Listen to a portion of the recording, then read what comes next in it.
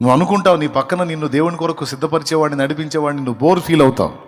వాడు లేకపోతే నువ్వు చల్లారిపోతావు, అతడు లేకపోతే ఆమె లేకపోతే నువ్వు ఎండిపోతావు.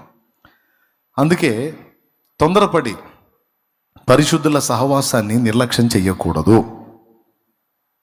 దేవునికి మహిమ కలుగునుగాక. మనం మెయింటైన్ చేయాల్సిన ఫెలోషిప్స్ కొన్ని ఉన్నాయి.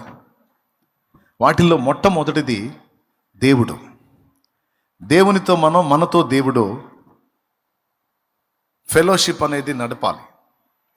దేవుడు ఎప్పుడు సిద్ధమే, కానీ భక్తుడే దొరకడు దేవునికి.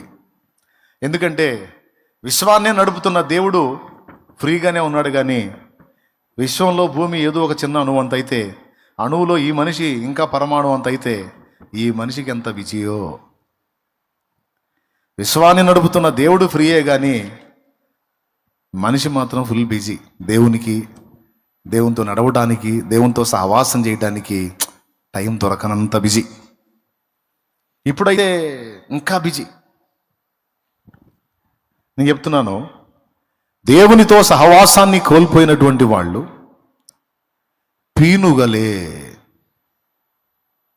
పీనుగలే. జీవం పోయినప్పుడు ఏముంటుంది? జీవం పోయిన దాన్ని ఏమంటామండి? శవం అంటాం. ఇంకొక పదంలో చెప్పాలంటే పీనుగ. ఎక్కడ ఉండునో అక్కడ గద్దలు పోగవును అనుంది. దేవునితో సహవాసాన్ని దూరం చేసుకున్న వాళ్ళు, దేవునితో సహజీవనాన్ని నిర్లక్ష్యం చేసిన వాళ్ళు, దేవునితో ప్రతిదినం కొంత టైం స్పెండ్ చేయటం వదిలేసుకున్న వాళ్ళు పీనుగలు.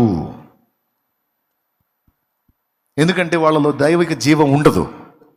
ఉన్నప్పుడు అవి శవాలు, కదులుతున్న శవాలు, తిరుగుతున్న శవాలు. ఆ శవాలకు చుట్టూ గద్దలు పోగవుతాయి. గద్దలంటే తెలుసా మీకు?